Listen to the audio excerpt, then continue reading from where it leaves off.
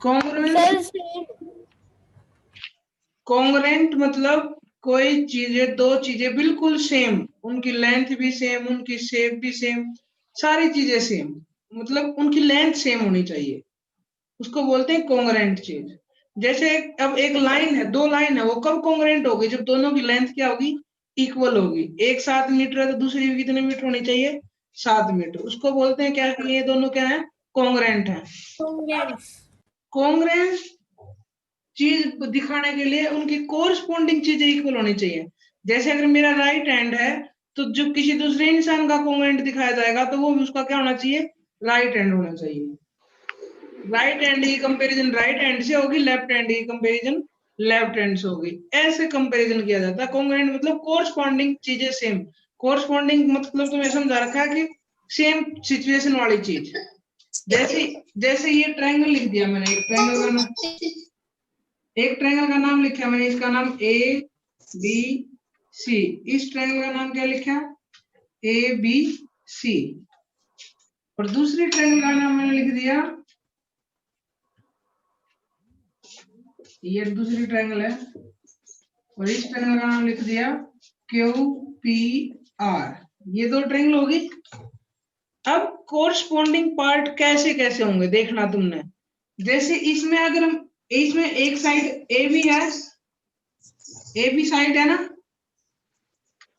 तो ए बी के कोरस्पॉन्डिंग कौन होगा? इसमें देखो ये सिचुएशन में पहले नंबर पे है, तो इस, ये नहीं देखनी तुमने, तुमने नाम देखना, नाम कैसे लिखा गया है।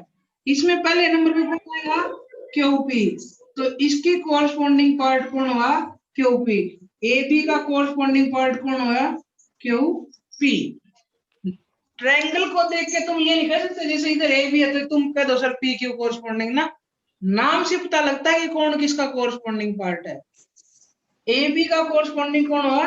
क्यूपी। बी सी का कोरस्पॉन्डिंग कौन होगा? P R. और ए सी का कोरस्पॉन्डिंग कौन होगा? Q R. ये कोरस्पॉन्डिंग पार्ट है, ये तीनों साइड के एक दूसरे के कोरस्पॉन्डिंग है। अगर ये तीनों इक्वल है, if all sides are equal of two triangles corresponding side, एक वर्ड इसमें सबसे ज्यादा जरूरी है कॉन्ग्रुएंट में, कोरस्पॉन्डिंग पार्ट। अगर तुम ये चीज समझ गए तो ये चैप्टर पूरा क्लियर हो जाएगा। कोरस्पॉन्डिंग पार्ट इक्वल होने चाहिए, वैसे पार्ट इक्वल होने कोई मतलब नहीं है। मेन चीज क्या है हमारी? कोरस्पॉन्डिंग पार्ट इक्वल होने चाहिए। अगर कोरस्पॉन्डिंग पार्ट इक्वल है तो वो ट्रायंगल क्या हो जाएंगी? कॉन्ग्रुएंट हो जाएंगी। और कोरस्पॉन्डिंग पार्ट इक्वल नहीं है तो ट्रायंगल कॉन्ग्रुएंट नहीं हो सकती। समझ गए? समझे? जैसे मैं ये लिख, ये 6 है, ये 8, मैं यहाँ लिख दूं ये 7, ये 8, ये 6। तुम कहोगे सर 6 के बराबर 6 आ गया, 7 के बराबर 7, 8 के बराबर 8, ये ट्रायंगल तो दोनों के तीनों साइड इक्वल हो गए, तो ये क्या होनी चाहिए? कोरस्पॉन्डिंग। और नाम मैंने ऐसे लिख रखा है, जैसे मैंने नाम लिख रखा है उसके हिसाब से कोरस्पॉन्डिंग कौन है? ए बी का कोरस्पॉन्डिंग कौन होना चाहिए इस हिसाब से? तो क्यूपी। और देखो ए बी 6, क्यूपी कितना है? 6, तो ये आगे इक्वल। दूसरा क्या है? बीसी। बीसी का कोरस्पॉन्डिंग कौन होना चाहिए? P R. आर पी या पी आर। ये भी 7 है, ये भी 7 है। और तीसरा एसी, एसी का कौन है? R Q. R Q. ये कितना है? 8 है, ये 7 है। अगर इस तरीके से ये इक्वल है तो ये क्या होंगी? ट्रायंगल कॉन्ग्रुएंट होंगी। और कॉन्ग्रुएंट ट्रायंगल की सारी चीजें इक्वल होंगी। फिर अगर दो ट्रायंगल कॉन्ग्रुएंट है ना तो उनकी तीनों साइड भी इक्वल होंगी, तीनों एंगल भी इक्वल होंगे। ए का कॉन्ग्रुएंट एंगल कौन होगा? एक कौन होगा? क्यू। बी का पी। और सी का आर। इस तरीके से हमने दिखाना है। कॉन्ग्रुएंट चीज दिखाने में सबसे जरूरी चीज है कोरस्पॉन्डिंग पार्ट। कॉन्ग्रुएंट चीजें वही होती है जिनके कोरस्पॉन्डिंग पार्ट क्या हो? इक्वल हो। और 6 के 6 पार्ट इक्वल होने चाहिए, ये नहीं कि कोई एक पार्ट इक्वल ना हो। अब ये है कॉन्ग्रुएंट का मतलब, समझ गए? If corresponding part of a figure if corresponding part of any figure are equal, then both figures are congruent figure. Congruent मतलब एक जैसी, equal. दिखने में सेम नहीं, लेंथ वाइज सेम. दिखने में तो जैसे ये भी सेम हो सकती है, ये भी ऐसी ट्रायंगल है और ये भी ऐसी सेम है. दिखने में तो दोनों सेम है भाई, दोनों एक्यूट एंगल ट्रायंगल है, परंतु ये दोनों कॉन्ग्रुएंट नहीं हो सकते. ये तो 2 मिलेगी, ये 3 मिलेगी, आपने ये 4 मिलेगी, ये 8 होगी, ये 6 होगी, तो ये 12 होगी.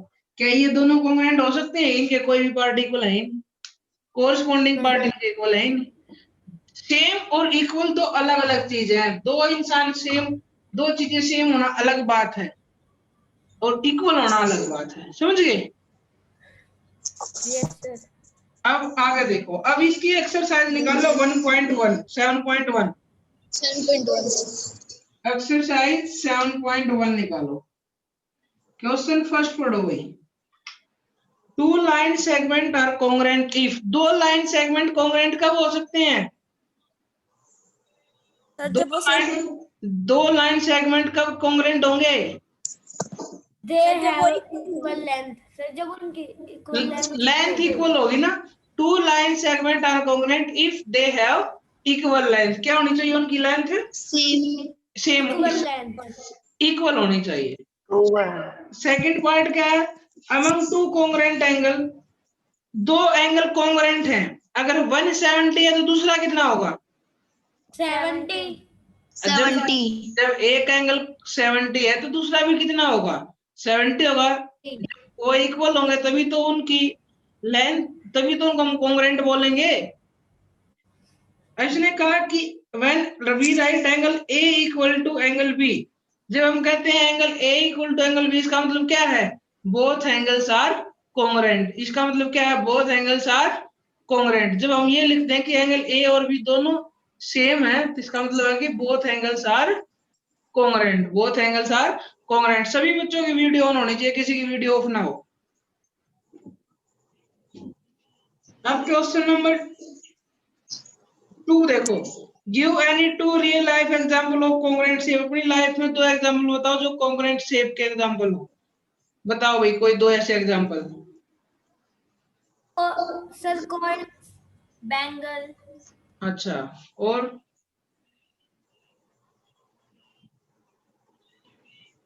मैच बॉक्स भी हो सकता है तुम्हारे. नोटबुक के पेज भी कॉन्ग्रुएंट हो सकते हैं. ठीक है, तो ऐसे कोई भी दो एग्जांपल लिखने हैं आपने अपनी तरफ से. समझ गए? अब क्वेश्चन नंबर 3 देखो. इसने लिखा इफ ट्रायंगल. क्वेश्चन नंबर 3 क्या है? गिवन लिखो. ट्रायंगल ए बी सी, ये तो इक्वल टू का साइन होता है तुम्हारा. अगर इसके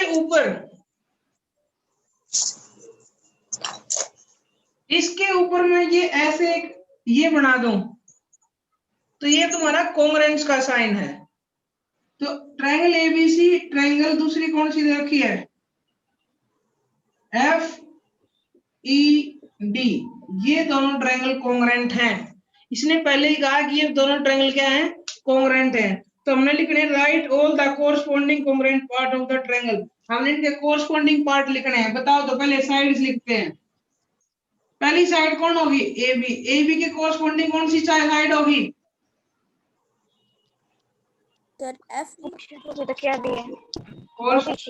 corresponding F E. B C के corresponding E D. Sir D E. D और ए सी के एफ डी. और अब कोरस्पॉन्डिंग एंगल्स. कोरस्पॉन्डिंग एंगल बताओ कौन कौन से होंगे? एंगल ए के corresponding angle F, angle B के कोरस्पॉन्डिंग एंगल ई, और एंगल सी के कोरस्पॉन्डिंग एंगल डी. हो गए corresponding angles? Yes sir. Yes sir. अब इसके बाद क्वेश्चन नंबर 4 पढ़िए. इतना भी नहीं दे रहा. अरे रुक जाओ, इतनी ज्यादा अच्छी रहने मत बोला करो. If triangle DEF congruent triangle BC, write the part of BC that corresponding to. देखो क्वेश्चन 4 में क्या गिवन है? Given triangle DEF congruent triangle BCA, यही है ना? तो हमने दिखाना है कि फर्स्ट पार्ट E का कोरस्पोंडिंग कौन होगा? E का कोरस्पोंडिंग बताओ। Angle C। दूसरी चीज EF का कौन कोरस्पोंडिंग होगा? CA। तीसरी चीज एंगल F का कोरस्पोंडिंग कौन होगा? एंगल F का A। फोर्थ पार्ट क्या दे रखा है? DF का। Sir angle B, sir BD angle नहीं है, साइड है ये DF, इसका कौन होगा? BA। तो इस तरीके से ये क्वेश्चन लिखने थे हमने। 7.1 आपकी कंप्लीट हो गई।